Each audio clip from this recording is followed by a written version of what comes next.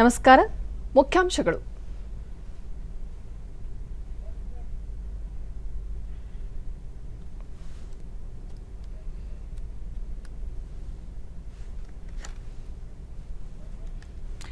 ರಾಷ್ಟ್ರವನ್ನುದ್ದೇಶಿಸಿ ಪ್ರಧಾನಿ ನರೇಂದ್ರ ಮೋದಿ ಭಾಷಣ.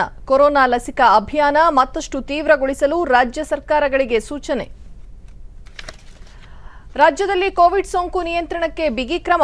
ರಾಜ್ಯಪಾಲರ ಅಧ್ಯಕ್ಷತೆಯಲ್ಲಿ ನಡೆದ ಸರ್ವಪಕ್ಷಗಳ ಸಭೆಯಲ್ಲಿ ಸಮಾಲೋಚನೆ.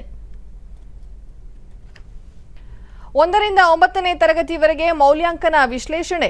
ಫಲಿತಾಂಶ ಪ್ರಕಟಣೆ ಕುರಿತು ತರಗತಿವಾರು ನಿರ್ಧಾರ. ಎಸ್ ಸುರೇಶ್ ಕುಮಾರ್. ಹಾಗೂ ಪ್ರಸಕ್ತ ವರ್ಷ ರಾಜ್ಯದ 30 ಲಕ್ಷ ರೈತರಿಗೆ ಸಾಲ ನೀಡುವ ಗುರಿ. ಸಹಕಾರಿ ಸಂಘ ಸಂಸ್ಥೆಗಳಲ್ಲಿ 5,000 ಉದ್ಯೋಗ ಸೃಷ್ಟಿ. ಎಸ್ಟಿ ಸೋಮಶೇಖರ್. ವಾರ್ತೆಗಳ ವಿವರ. ದೇಶಾದ್ಯಂತ ಕೋವಿಡ್-19 ಪ್ರಕರಣಗಳು ದಿನೇ ದಿನೇ ಹೆಚ್ಚಾಗುತ್ತಿರುವ ಹಿನ್ನೆಲೆಯಲ್ಲಿ ಪ್ರಧಾನಿ ನರೇಂದ್ರ ಮೋದಿ ರಾಷ್ಟ್ರವನ್ನು ಉದ್ದೇಶಿಸಿ ಭಾಷಣ ಮಾಡಿದರು. ದೇಶದಲ್ಲಿ ಕೊರೋನಾ ಅಲೆ ಹೆಚ್ಚಾಗಿದ್ದು ಸೋಂಕಿನಿಂದ ಹಲವಾರು ಕುಟುಂಬಗಳ ಸದಸ್ಯರು ಮೃತಪಟ್ಟಿದ್ದು, ಆ ದುಃಖದಲ್ಲಿ ನಾನು ಒಬ್ಬ ಕುಟುಂಬ ಸದಸ್ಯನಾಗಿ ಭಾಗಿಯಾಗಿದ್ದೇನೆ ಎಂದರು. ಜನರ ಆರೋಗ್ಯ ರಕ್ಷಣೆಗೆ ವೈದ್ಯರು ಮತ್ತು ಆರೋಗ್ಯ ಸಿಬ್ಬಂದಿ ಹಗಲಿರುಳು ಶ್ರಮಿಸುತ್ತಿದ್ದಾರೆ.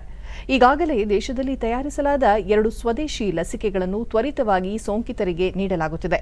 ಇನ್ನೂ ಹಲವು ಲಸಿಕೆಗಳ ಉತ್ಪಾದನೆ ಪ್ರಗತಿಯಲ್ಲಿದ್ದು ಸರ್ಕಾರದ ಅನುಮೋದನೆಗಾಗಿ ಕಾದಿವೆ ಎಂದರು. ಕೆಲವು ದಿನಗಳ ಹಿಂದೆ ತೆಗೆದುಕೊಂಡ ನಿರ್ಧಾರಗಳು ಕೋವಿಡ್ ಪರಿಸ್ಥಿತಿಯನ್ನು ಸುಧಾರಿಸುವ ವಿಶ್ವಾಸ ಮೂಡಿದೆ. ದೇಶದಲ್ಲಿ ಆಕ್ಸಿಜನ್ ಸೇರಿ ಎಲ್ಲ ರೀತಿಯ ಚಿಕಿತ್ಸೆಯನ್ನು ಸರ್ಕಾರ ಒದಗಿಸುತ್ತಿದೆ. ಔಷಧಿ ತಯಾರಿಕಾ ಕಂಪನಿಗಳ ಜೊತೆ ಮಾತುಕತೆ ನಡೆಸಲಾಗಿದ್ದು ಲಸಿಕೆಗಳನ್ನು ಅತಿ ಹೆಚ್ಚು ಸಂಖ್ಯೆಯಲ್ಲಿ ಉತ್ಪಾದನೆ ಮಾಡಲು ನಿರ್ಧಾರ ಕೈಗೊಳ್ಳಲಾಗಿದೆ. ಕೆಲವು ರಾಜ್ಯಗಳಲ್ಲಿ ಕೋವಿಡ್ ಆಸ್ಪತ್ರೆಗಳನ್ನು ತೆರೆಯಲಾಗಿದ್ದು ಬೇಡಿಕೆಗೆ ತಕ್ಕಂತೆ ಲಸಿಕೆ ಮತ್ತಿತರ ಅಗತ್ಯತೆಗಳನ್ನು ಪೂರೈಕೆ ಮಾಡಲಾಗುತ್ತಿದೆ. ನಮ್ಮ ಖಾಸಗಿ ಕ್ಷೇತ್ರವು ನಾವೀನ್ಯತೆ ಹಾಗೂ ಕಠಿಣ ಪರಿಶ್ರಮವನ್ನು ಪೋಷಿಸುವಲ್ಲಿ ಜೊತೆಯಾಗಿವೆ. ಆದ್ದರಿಂದಲೇ ವಿಶ್ವದ ಅತ್ಯಂತ ಬೃಹತ್ ಲಸಿಕೆಯ ಅಭಿಯಾನವನ್ನು ಕೈಗೊಳ್ಳಲಾಗಿದೆ ಎಂದು ಪ್ರಧಾನಿ ತಿಳಿಸಿದರು. साथ ही अस्पतालों में बेड की संख्या को बढ़ाने का भी ಹಿರಿಯ ನಾಗರಿಕರು ಸೇರಿ ಕೊರೋನಾ ಯೋಧರಿಗೆ ಈಗಾಗಲೇ ಲಸಿಕೆಯನ್ನು ನೀಡಲಾಗುತ್ತಿದೆ. ज्यादा डिमांड को देखते हुए विशेष और विशाल कोविड हॉस्पिटल बनाए जा रहे हैं. साथियों, पिछले ದೇಶದಲ್ಲಿ वर्ष ಉತ್ಪಾದನೆಯಾಗುತ್ತಿರುವ 50% ಲಸಿಕೆಗಳನ್ನು ರಾಜ್ಯಗಳಿಗೆ ಹಾಗೂ ಆಸ್ಪತ್ರೆಗಳಿಗೆ ರವಾನಿಸಲು ಕ್ರಮ ಕೈಗೊಳ್ಳಲಾಗುತ್ತಿದೆ. उसी समय भारत में कोरोना वायरस के खिलाफ प्रभावी वैक्सीन के लिए काम शुरू कर दिया था. हमारे वैज्ञानिकों ने दिन रात एक करके बहुत कम समय में देशवासियों के लिए वैक्सीन विकसित की है. आज दुनिया की सबसे सस्ती वैक्सीन भारत में है. भारत की कोल्ड चेन व्यवस्था के अनुकूल ದೇಶದ ಲಸಿಕೆ ಕಾರ್ಯಕ್ರಮದಲ್ಲಿ ನಿರ್ಗತಿಕರು ಬಡವರಿಗೆ ಪ್ರಯೋಜನವಾಗುವುದು ಅತ್ಯವಶ್ಯಕ. ದೇಶದ ಆರ್ಥಿಕತೆ ಹಾಗೂ ಜನರ ಆರೋಗ್ಯ ರಕ್ಷಣೆಗೆ ಕ್ರಮ ಕೈಗೊಳ್ಳಲಾಗಿದೆ ಎಂದು ನರೇಂದ್ರ ಮೋದಿ ಹೇಳಿದರು. ಮೇ 1ರಿಂದ 18 ವರ್ಷ ಮೇಲ್ಪಟ್ಟ ಎಲ್ಲರಿಗೂ ಲಸಿಕೆ ನೀಡುವ ಅಭಿಯಾನ ಹಮ್ಮಿಕೊಳ್ಳಲಾಗಿದೆ ಎಂದು ತಿಳಿಸಿದರು.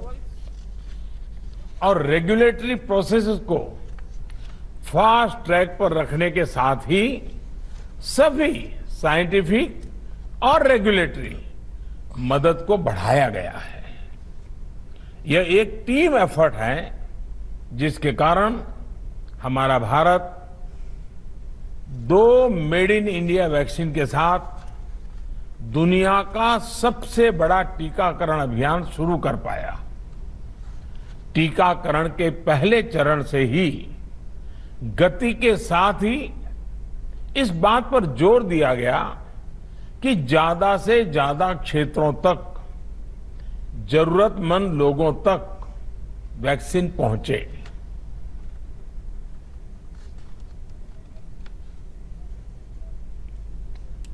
ರಾಜ್ಯದಲ್ಲಿ ಕೋವಿಡ್ ಸೋಂಕು ದಿನೇ ದಿನೇ ಏರಿಕೆಯಾಗುತ್ತಿರುವುದನ್ನು ನಿಯಂತ್ರಿಸುವ ಸಂಬಂಧ ಚರ್ಚಿಸಲು ರಾಜ್ಯಪಾಲ ವಜೂಭಾಯಿ ವಾಲಾ ಅವರ ಅಧ್ಯಕ್ಷತೆಯಲ್ಲಿಂದು ಸರ್ವಪಕ್ಷಗಳ ಮುಖಂಡರ ಸಭೆ ವರ್ಚುವಲ್ ವೇದಿಕೆ ಮೂಲಕ ನಡೆಯಿತು. ಕೋವಿಡ್ ಸೋಂಕಿಗೆ ಖಾಸಗಿ ಆಸ್ಪತ್ರೆಯಲ್ಲಿ ಚಿಕಿತ್ಸೆ ಪಡೆಯುತ್ತಿರುವ ಮುಖ್ಯಮಂತ್ರಿ ಬಿಎಸ್ ಯಡಿಯೂರಪ್ಪ ಪಾಲ್ಗೊಂಡಿದ್ದರು.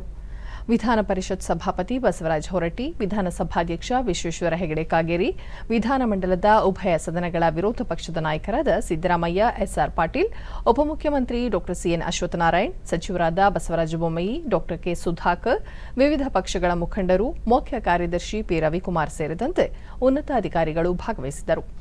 ಕೋವಿಡ್ ಸೋಂಕಿತರಿಗೆ ಸೂಕ್ತ ಚಿಕಿತ್ಸೆ ನೀಡಲು ಕೈಗೊಳ್ಳಬೇಕಾದ ಕ್ರಮಗಳ ಕುರಿತು ಸಭೆಯಲ್ಲಿ ವಿಸ್ತೃತವಾಗಿ ಚರ್ಚಿಸಲಾಯಿತು.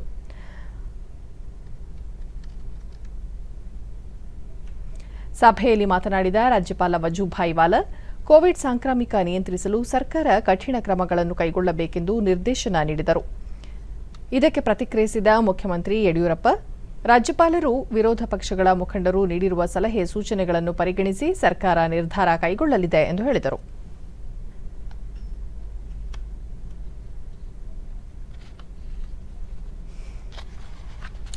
ಪ್ರಧಾನಿ ನರೇಂದ್ರ ಮೋದಿ ಕೋವಿಡ್ ಲಸಿಕಾ ಉತ್ಪಾದನಾ ಕಂಪನಿಗಳೊಂದಿಗೆ ವಿಡಿಯೋ ಕಾನ್ಫರೆನ್ಸ್ ಮೂಲಕ ಮಾತುಕತೆ ನಡೆಸಿದರು.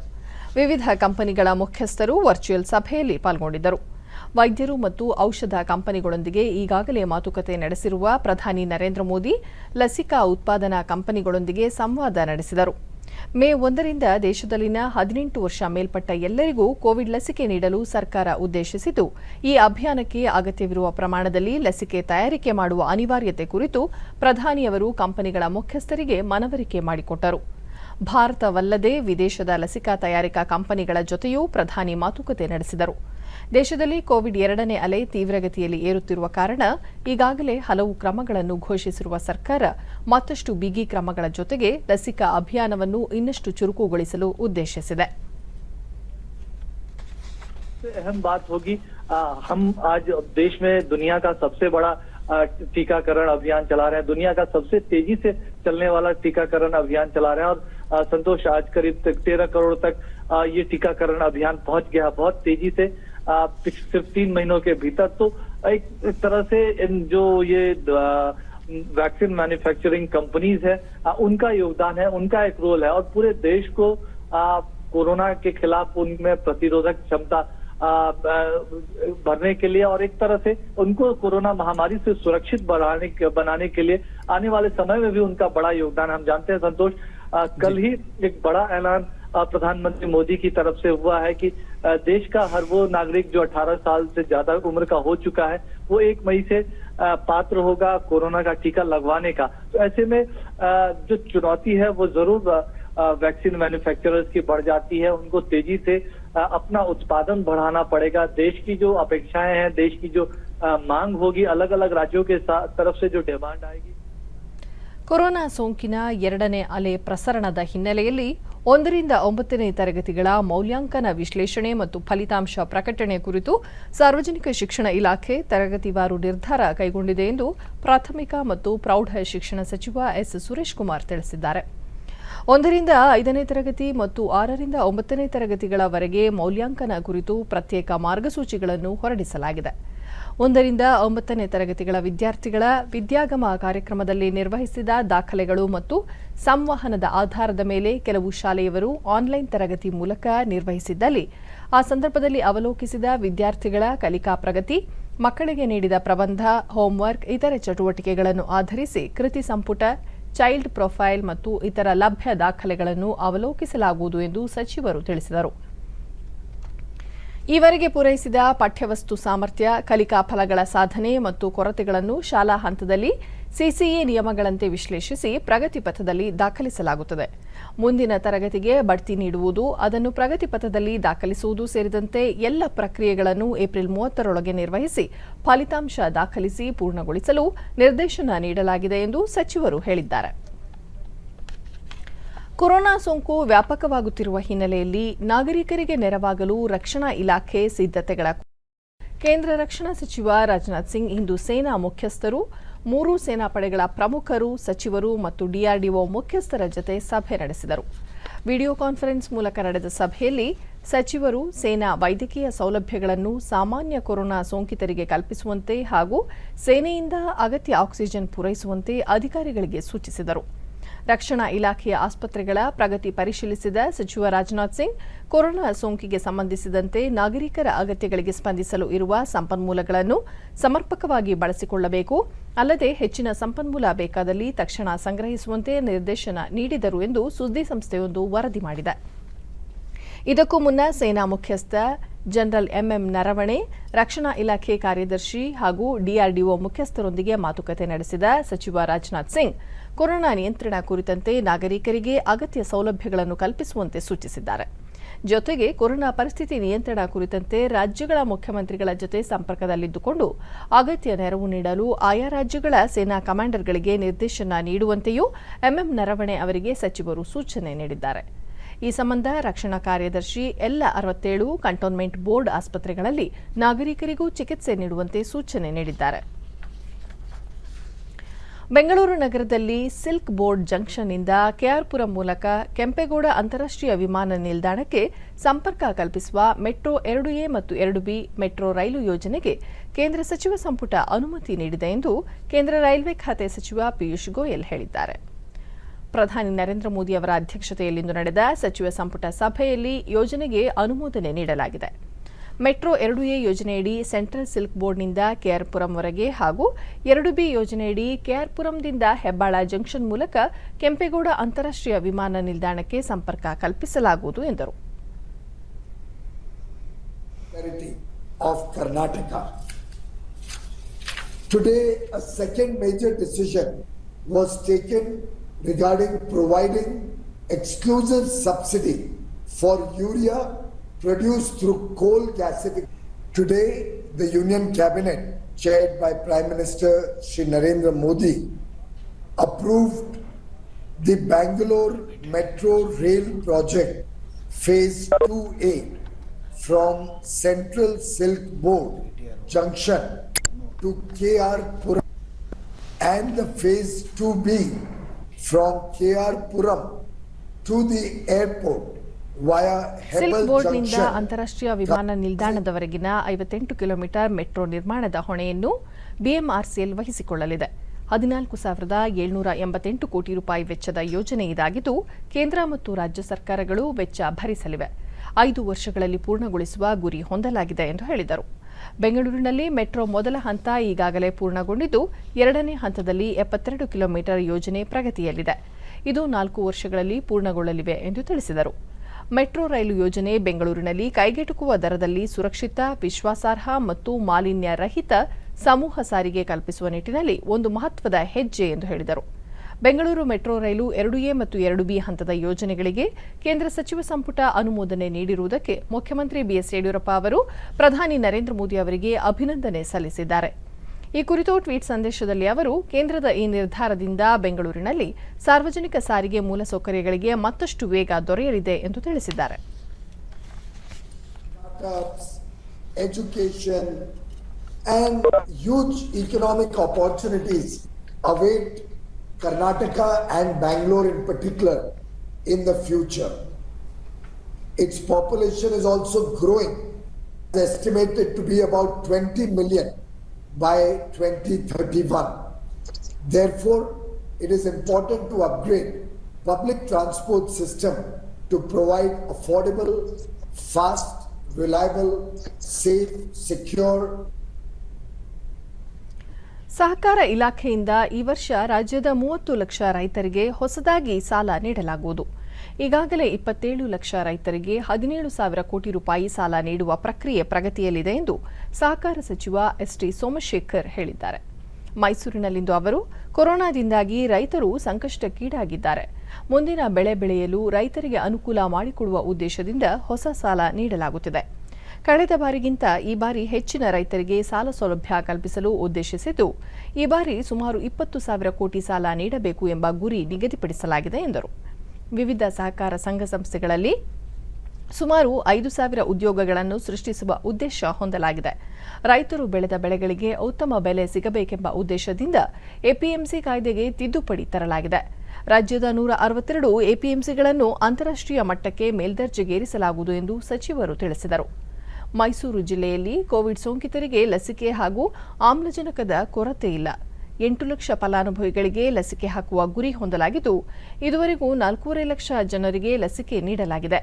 ಅಗತ್ಯ ಮುಂಜಾಗ್ರತಾ ಕ್ರಮಗಳನ್ನು ಕೈಗೊಳ್ಳಲು ಜಿಲ್ಲಾಡಳಿತ ಮುಂದಾಗಿದೆ ಎಂದು ಜಿಲ್ಲಾ ಉಸ್ತುವಾರಿಯೂ ಆಗಿರುವ ಸಚಿವ ಎಸ್ಟಿ ಸೋಮಶೇಖರ್ ತಿಳಿಸಿದರು. ಅಂತಕ್ಕಂಥದ್ದು ಟಾರ್ಗೆಟನ್ನು ಫಿಕ್ಸ್ ಮಾಡಿದ್ದು. ಬಟ್ ಅದಕ್ಕಿಂತ ಮೇಲ್ಪಟ್ಟು ಸುಮಾರು 27 ಲಕ್ಷ ರೈತರಿಗೆ ಸುಮಾರು 17-18 ಸಾವಿರ ಕೋಟಿ ಸಾಲವನ್ನು ಕೊಡ್ತಕ್ಕಂಥದ್ದಕ್ಕೆ ಚಾಲನೆಯನ್ನು ಮಾಡಿದ್ದಾರೆ. ಈ ವರ್ಷ ಸುಮಾರು 30 ಲಕ್ಷ ರೈತರಿಗೆ ಇನ್ನೂ 20 ಸಾವಿರ ಕೋಟಿ ಸಾಲವನ್ನು ಕೊಡಬೇಕು ಅಂತಕ್ಕಂಥದ್ದನ್ನು ನಿಗದಿ ಮಾಡಬೇಕು ಅಂತಕ್ಕಂಥದ್ದನ್ನು ಸದ್ಯದಲ್ಲೇ ಮಾಡ್ತಾ ಇದ್ದೇವೆ.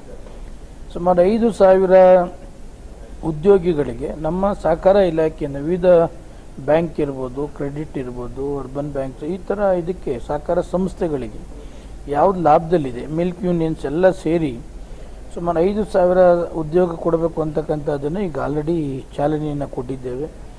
ಮೈಸೂರು ಕೊಟ್ಟಿದ್ದೇವೆ, ಮಂಡ್ಯ ಕೊಟ್ಟಿದ್ದೇವೆ, ಬೆಂಗಳೂರು ಯೂನಿಯನ್ ಕೊಟ್ಟಿದ್ದೇವೆ, ಮಂಗಳೂರು ಯೂನಿಯನ್ ಕೊಟ್ಟಿದ್ದೇವೆ, ಬಿಜಾಪುರ ಯೂನಿಯನ್ ಕೊಟ್ಟಿದ್ದೇವೆ, ಹುಬ್ಳಿ ಧಾರವಾಡ ಯೂನಿಯನ್ ಸದ್ಯದಲ್ಲೇ ಕೊಡ್ತೇವೆ. ಹಿಂಗೆ ಯಾವ ಮಿಲ್ಕ್ ಯೂನಿಯನ್ ಕೇಳಿದ್ರು ಅವೆಲ್ಲವನ್ನು ಕೂಡ ಅಪಾಯಿಂಟ್ಮೆಂಟ್ ಕೊಡ್ತಕ್ಕಂಥದ್ದು. ಅರ್ಬನ್ ಕೋಆಪರೇಟಿವ್ ಬ್ಯಾಂಕ್ಸ್ಗಳಿಗೂ ಕೂಡ ಉದ್ಯೋಗವನ್ನು ಕೊಡ್ತಕ್ಕಂಥದ್ದಕ್ಕೆ ಚಾಲನೆಯನ್ನು ಮಾಡಿದ್ದೇವೆ. ಜೊತೆಗೆ APMC ಕೂಡ ಕೇಂದ್ರದ ಸರ್ಕಾರ ಪ್ರಧಾನಮಂತ್ರಿಗಳಾದಂಥ ನರೇಂದ್ರ ಮೋದಿಯವರು, ಯಡಿಯೂರಪ್ಪನವರು ಇದ್ರ ಥರ ಏನು ನಮ್ಮ ಇದರಲ್ಲೇ ಮಾರಾಟ ಮಾಡಬೇಕು ಅಂತಿತ್ತು ಅದನ್ನು ಹೊರಗಡೆ ಮಾರಾಟ ಮಾಡ್ತಕ್ಕಂಥದ್ದಕ್ಕೂ ಕೂಡ ಚಾಲನೆಯನ್ನು ಮಾಡ್ತಾ ಇದ್ದೇವೆ. ಒಟ್ಟಿನಲ್ಲಿ ಉದ್ದೇಶ ರೈತರಿಗೆ ಅವರ ಬೆಳೆದದನ್ನು ಒಳ್ಳೆಯ ಬೆಲೆ ಸಿಕ್ಕಬೇಕು ಅವರಿಗೆ, ಆಮೇಲೆ ಎಲ್ಲಿ ಬೇಕಾದರೂ ಮಾರಾಟ ಮಾಡ್ಬೋದು. ಆ ಥರ ಸಿಸ್ಟಮ್ನ ಈಗ ತಂದಿದ್ದೇವೆ. ಅದರಿಂದ ರೈತರಿಗೂ ಕೂಡ ಅನುಕೂಲ ಆಗ್ತಾ ಇದೆ. ಆಮೇಲೆ ಕೇಂದ್ರ ಸರ್ಕಾರ ಕೂಡ ಬೆಂಬಲ ಬೆಲೆಯನ್ನು. ರಾಮನಗರ ಮತ್ತು ಚನ್ನಪಟ್ಟಣದ ನಗರಸಭೆಗಳ ಚುನಾವಣಾ ಪ್ರಚಾರಕ್ಕೆ ಉಪಮುಖ್ಯಮಂತ್ರಿ ಡಾಕ್ಟರ್ ಸಿಎನ್ ಅಶ್ವತ್ಥನಾರಾಯಣ್ ಇಂದು ಚಾಲನೆ ನೀಡಿ ಕ್ಷೇತ್ರದ ಮತದಾರರ ಬಳಿ ಮತಯಾಚನೆ ನಡೆಸಿದರು.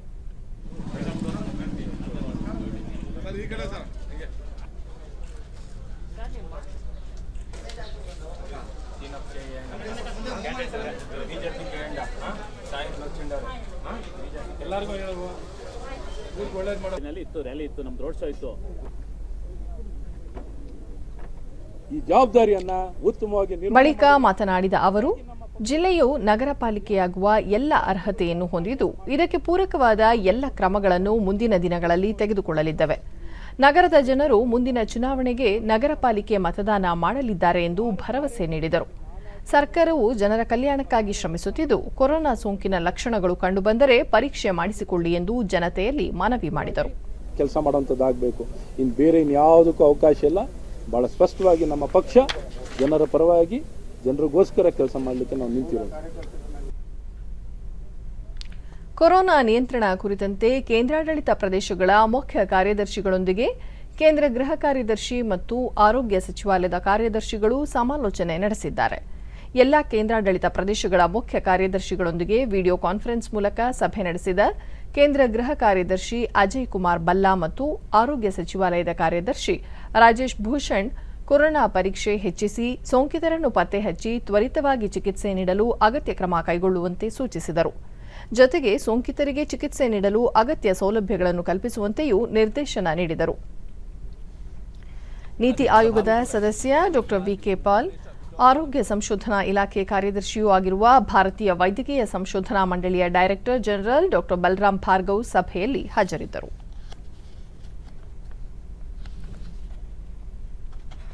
ದೇಶಾದ್ಯಂತ ಕೊರೋನಾ ಸೋಂಕು ಹೆಚ್ಚುತ್ತಿರುವ ಹಿನ್ನೆಲೆಯಲ್ಲಿ ಕೇಂದ್ರ ಸರ್ಕಾರಿ ಅಧಿಕಾರಿಗಳು ಮತ್ತು ನೌಕರರ ಕಚೇರಿ ಹಾಜರಾತಿಗೆ ಸಂಬಂಧಿಸಿದಂತೆ ಮಾರ್ಗಸೂಚಿ ಹೊರಡಿಸಿದ್ದು, 50% ಸಿಬ್ಬಂದಿ ಮಾತ್ರ ಹಾಜರಿರಬೇಕು ಎಂದು ನಿರ್ಬಂಧ ಹೇರಿದೆ. ಈ ಆದೇಶ ಕೇಂದ್ರ ಸರ್ಕಾರದ ಸಚಿವಾಲಯ ಮತ್ತು ವಿವಿಧ ಇಲಾಖೆಗಳಿಗೆ ಅನ್ವಯವಾಗುತ್ತದೆ. ಉಪಕಾರ್ಯದರ್ಶಿ ಅಥವಾ ತತ್ಸಮಾನ ಅಧಿಕಾರಿಗಳು ಮತ್ತು ಅದಕ್ಕಿಂತ ಕೆಳಮಟ್ಟದ ಅಧಿಕಾರಿಗಳ ಒಟ್ಟು ಸಂಖ್ಯೆಯ 50% ಮಂದಿ ಮಾತ್ರ ಕಚೇರಿಗೆ ಹಾಜರಾಗಬೇಕು. ಈ ಮಾರ್ಗಸೂಚಿಯು ಇದೇ ತಿಂಗಳ 30ರವರೆಗೆ ಅಥವಾ ಮುಂದಿನ ಆದೇಶದವರೆಗೆ ಜಾರಿಯಲ್ಲಿರುತ್ತದೆ ಎಂದು ಸೂಚಿಸಲಾಗಿದೆ. ಕಚೇರಿಗೆ ಹಾಜರಾಗುವ ಎಲ್ಲ ನೌಕರರು ಕೊರೋನಾ ನಿಯಮಾವಳಿಗಳನ್ನು ಕಟ್ಟುನಿಟ್ಟಾಗಿ ಪಾಲಿಸಬೇಕು. ಕಚೇರಿಗೆ ಹಾಜರಾಗದ ಅಧಿಕಾರಿಗಳು ಮನೆಯಿಂದಲೇ ಕೆಲಸ ನಿರ್ವಹಿಸಬೇಕು. ಅದೇ ರೀತಿ ವಿಕಲಚೇತನರು ಮತ್ತು ಗರ್ಭಿಣಿಯರಿಗೆ ಕಚೇರಿಗೆ ಬರುವುದರಿಂದ ವಿನಾಯಿತಿ ನೀಡಬಹುದು ಎಂದು ಮಾರ್ಗಸೂಚಿಯಲ್ಲಿ ತಿಳಿಸಲಾಗಿದೆ. ಈ ಸಂಬಂಧ ಪ್ರತಿಕ್ರಿಯಿಸಿರುವ ಸಾರ್ವಜನಿಕ ಕುಂದುಕೊರತೆ ಮತ್ತು ಪಿಂಚಣಿ ರಾಜ್ಯ ಸಚಿವ ಡಾ ಜಿತೇಂದ್ರ ಸಿಂಗ್, ರಾಜ್ಯ ಮತ್ತು ಕೇಂದ್ರಾಡಳಿತ ಪ್ರದೇಶಗಳ ಸರ್ಕಾರಗಳು ಕೂಡ ಇದೇ ರೀತಿಯ ಮಾರ್ಗಸೂಚಿಗಳನ್ನು ಹೊರಡಿಸುವ ಚಿಂತನೆ ನಡೆಸಲಿವೆ ಎಂದು ಹೇಳಿದ್ದಾರೆ. ದೇಶದಲ್ಲಿ ಕಳೆದ 24 ಗಂಟೆಗಳಲ್ಲಿ 2,59,170 ಹೊಸ ಕೋವಿಡ್-19 ಪ್ರಕರಣಗಳು ವರದಿಯಾಗಿವೆ. 1,54,761 ಮಂದಿ ಚೇತರಿಸಿಕೊಂಡಿದ್ದು 1,761 ಮಂದಿ ಮೃತಪಟ್ಟಿದ್ದಾರೆ. ಇದರೊಂದಿಗೆ ದೇಶದಲ್ಲಿ ಒಟ್ಟು ಸೋಂಕಿತರ ಸಂಖ್ಯೆ 1,53,21,089ಕ್ಕೆ ಏರಿಕೆಯಾಗಿದೆ ಎಂದು ಕೇಂದ್ರ ಆರೋಗ್ಯ ಸಚಿವಾಲಯ ತಿಳಿಸಿದೆ. ಇದುವರೆಗೆ 1,31,08,582 ಮಂದಿ ಗುಣಮುಖರಾಗುವುದರೊಂದಿಗೆ ಚೇತರಿಕೆ ಪ್ರಮಾಣ 85.56%ರಷ್ಟಿದೆ. ಒಟ್ಟು 20,31,977 ಸಕ್ರಿಯ ಪ್ರಕರಣಗಳಿದ್ದು 13.23%ರಷ್ಟಿದೆ. ಇದುವರೆಗೆ 1,80,530 ಮಂದಿ ಮೃತಪಟ್ಟಿದ್ದು ಈ ಪ್ರಮಾಣ 1.16%ರಷ್ಟಿದೆ. ಈವರೆಗೆ ದೇಶಾದ್ಯಂತ 12,71,29,113 ಮಂದಿಗೆ ಲಸಿಕೆ ನೀಡಲಾಗಿದೆ.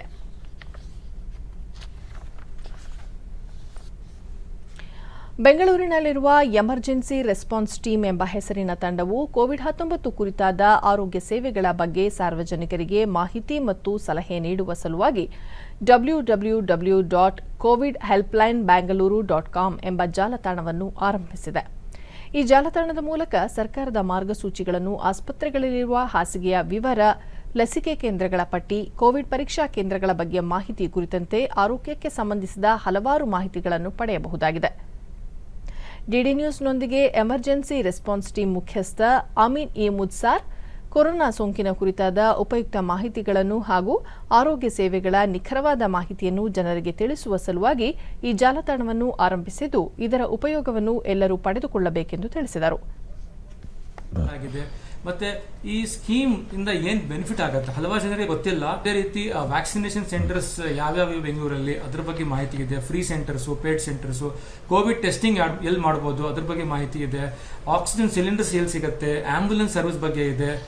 ಪ್ಲಾಸ್ಮಾ ಡೊನೇಷನ್, ಯಾರಾದ್ರೂ ಪ್ಲಾಸ್ಮಾ ಡೊನೇಟ್ ಮಾಡ್ಬೇಕಂದ್ರೆ ಅವ್ರ ಫಾರ್ಮ್ ಫಿಲ್ ಮಾಡಬಹುದು ಅಥವಾ ನಮ್ದು ಪ್ಲಾಸ್ಮಾ. ಫಲಾನುಭವಿ ಸಂಧ್ಯಾ, ಈ ಜಾಲತಾಣವು ಉಪಯೋಗಕಾರಿಯಾಗಿದ್ದು ಹೆಚ್ಚಿನ ಜನರು ಇದರ ಲಾಭವನ್ನು ಪಡೆದುಕೊಳ್ಳಬೇಕೆಂದು ಅಭಿಪ್ರಾಯಪಟ್ಟರು. ಪೇಡ್ ಟೆಸ್ಟಿಂಗ್ ಫೆಸಿಲಿಟೀಸ್ ಇದೆ, ಅದೆಲ್ಲದ್ರದ್ದು ಇದು ಸಿಗ್ತಾ ಹೋಯ್ತು ಅಲ್ಲಿ ಇನ್ಫಾರ್ಮೇಶನ್. ಸೊ ನಮಗೆ ಕೂಡ ಫ್ಯಾಮಿಲಿ ಮೆಂಬರ್ ಒಬ್ಬರಿಗೆ ಬೇಕಾದಾಗ ಟೆಸ್ಟಿಂಗ್ ಸೆಂಟರ್ ಹತ್ರದಲ್ಲಿ ಎಲ್ಲಿದೆ ಅಂತ ನೋಡೋದಕ್ಕೆ ಆ ವೆಬ್ಸೈಟ್ನೇ ನಾನು ಕೂಡ ರೆಫರ್ ಮಾಡಿದ್ದೆ. ಶಿವಮೊಗ್ಗ ಗ್ರಾಮಾಂತರ ತಾಲೂಕಿನ ಪಿಳ್ಳಂಗೆರೆಯ ಶ್ರೀ ರಂಗನಾಥ ಸ್ವಾಮಿ ದೇವರ ಕಲ್ಯಾಣಿ ಅಭಿವೃದ್ಧಿ ಕಾಮಗಾರಿಗಳಿಗೆ ಜಿಲ್ಲಾ ಉಸ್ತುವಾರಿಯೂ ಆಗಿರುವ ಗ್ರಾಮೀಣಾಭಿವೃದ್ಧಿ ಮತ್ತು ಪಂಚಾಯತ್ ರಾಜ್ಯ ಸಚಿವ ಕೆಎಸ್ ಈಶ್ವರಪ್ಪ ಇಂದು ಚಾಲನೆ ನೀಡಿದರು.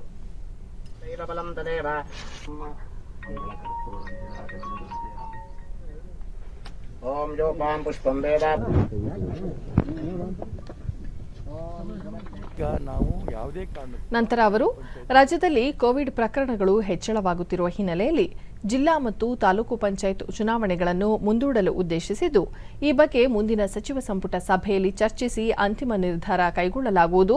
ಚುನಾವಣೆ ಮುಂದೂಡುವಂತೆ ಚುನಾವಣಾ ಆಯೋಗಕ್ಕೂ ಮನವಿ ಮಾಡಿಕೊಳ್ಳಲಾಗುವುದು ಎಂದು ಹೇಳಿದರು.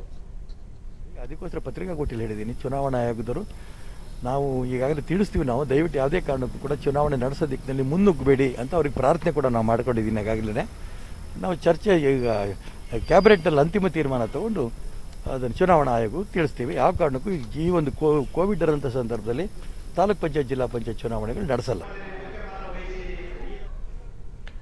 ಜಲಶಕ್ತಿ ಅಭಿಯಾನದಡಿಯಲ್ಲಿ ಕಲ್ಯಾಣಿ ಕಾಮಗಾರಿ ಪುನಶ್ಚೇತನ ಕಾರ್ಯಕ್ರಮವನ್ನು ಜಿಲ್ಲಾ ಪಂಚಾಯಿತಿ ಮುಖ್ಯ ಕಾರ್ಯನಿರ್ವಹಣಾಧಿಕಾರಿ ಎಂಎಲ್ ವೈಶಾಲಿ ಉದ್ಘಾಟಿಸಿದರು. ಶಾಸಕ ಅಶೋಕ್ ನಾಯಕ್ ಮತ್ತಿತರರು ಉಪಸ್ಥಿತರಿದ್ದರು. ವೈಶಾಲಿ, ಜಿಲ್ಲೆಯಲ್ಲಿ 865 ಸಣ್ಣ ಪ್ರಮಾಣದ ಜಲಮೂಲಗಳನ್ನು ಗುರುತಿಸಲಾಗಿದ್ದು ಅವುಗಳನ್ನು ಪುನಶ್ಚೇತನಗೊಳಿಸಲು ಅಗತ್ಯವಿದೆ ಎಂದು ಹೇಳಿದರು. ಕೊನೆಯಲ್ಲಿ ಮತ್ತೊಮ್ಮೆ ಮುಖ್ಯಾಂಶಗಳು. ಲಾಕ್ಡೌನ್ ಜಾರಿ ಕೊನೆಯ ಆಯ್ಕೆಯಾಗಿ ಪರಿಗಣಿಸುವಂತೆ ರಾಜ್ಯ ಸರ್ಕಾರಗಳಿಗೆ ಸಲಹೆ. ಕೋವಿಡ್ ವಿರುದ್ಧದ ಹೋರಾಟದಲ್ಲಿ ಸಾರ್ವಜನಿಕರ ಸಹಕಾರ ಅತ್ಯಗತ್ಯ, ಪ್ರಧಾನಿ ನರೇಂದ್ರ ಮೋದಿ. ರಾಜ್ಯದಲ್ಲಿ ಕೋವಿಡ್ ಸೋಂಕು ನಿಯಂತ್ರಣಕ್ಕೆ ಬಿಗಿ ಕ್ರಮ, ರಾಜ್ಯಪಾಲರ ಅಧ್ಯಕ್ಷತೆಯಲ್ಲಿ ನಡೆದ ಸರ್ವಪಕ್ಷಗಳ ಸಭೆಯಲ್ಲಿ ಸಮಾಲೋಚನೆ. 1 ರಿಂದ 9ನೇ ತರಗತಿವರೆಗೆ ಮೌಲ್ಯಾಂಕನ ವಿಶ್ಲೇಷಣೆ, ಫಲಿತಾಂಶ ಪ್ರಕಟಣೆ ಕುರಿತು ತರಗತಿವಾರು ನಿರ್ಧಾರ, ಎಸ್ ಸುರೇಶ್ ಕುಮಾರ್. ಹಾಗೂ ಪ್ರಸಕ್ತ ವರ್ಷ ರಾಜ್ಯದ 30 ಲಕ್ಷ ರೈತರಿಗೆ ಸಾಲ ನೀಡುವ ಗುರಿ, ಸಹಕಾರಿ ಸಂಘ ಸಂಸ್ಥೆಗಳಲ್ಲಿ 5,000 ಉದ್ಯೋಗ ಸೃಷ್ಟಿ, ಸಚಿವ ಎಸ್ಟಿ ಸೋಮಶೇಖರ್. ನಮ್ಮ ವಾರ್ತಾ ಪ್ರಸಾರವನ್ನು ನೀವು ಡಿಡಿ ಚಂದನ ನ್ಯೂಸ್ ಯೂಟ್ಯೂಬ್ ಚಾನೆಲ್ನಲ್ಲೂ ವೀಕ್ಷಿಸಬಹುದು. ವೀಕ್ಷಕರೇ, ನಾನು ಈಗ ಸ್ಟುಡಿಯೋದಿಂದ ತೆರಳುತ್ತಿರುವ ಕಾರಣ ಮಾಸ್ಕ್ ಧರಿಸುತ್ತಿದ್ದೇನೆ. ನೀವು ಸಹ ಮನೆಯಿಂದ ಹೊರಹೋಗುವ ಮುನ್ನ ತಪ್ಪದೆ ಸರಿಯಾದ ಕ್ರಮದಲ್ಲಿ ಮಾಸ್ಕ್ ಧರಿಸಿ. ವ್ಯಕ್ತಿಗತ ಅಂತರ ಕಾಪಾಡಿಕೊಳ್ಳುವುದರೊಂದಿಗೆ ನೀವು ಸುರಕ್ಷಿತವಾಗಿರಿ, ನಿಮ್ಮವರನ್ನು ಸುರಕ್ಷಿತವಾಗಿರಿಸಿ. ನೈರ್ಮಲ್ಯಕ್ಕೆ ಆದ್ಯತೆ ನೀಡುವುದರ ಜೊತೆಗೆ ಸೋಂಕು ತಡೆಗೆ 45 ವರ್ಷ ಮೇಲ್ಪಟ್ಟ ಎಲ್ಲರೂ ಕೋವಿಡ್-19 ಲಸಿಕೆ ಪಡೆಯಿರಿ. ಇಲ್ಲಿಗೆ ಇಂದಿನ ವಾರ್ತಾ ಪ್ರಸಾರ ಮುಕ್ತಾಯವಾಯಿತು. ಸತ್ಯ, ಸಮರ್ಥ, ಸಂಪೂರ್ಣ ಸುದ್ದಿಗಾಗಿ ವೀಕ್ಷಿಸಿ ಚಂದನ ವಾರ್ತೆ. ನಮ್ಮ ಮುಂದಿನ ವಾರ್ತಾ ಪ್ರಸಾರ ನಾಳೆ ಬೆಳಗ್ಗೆ 11 ಗಂಟೆಗೆ. ನಮಸ್ಕಾರ.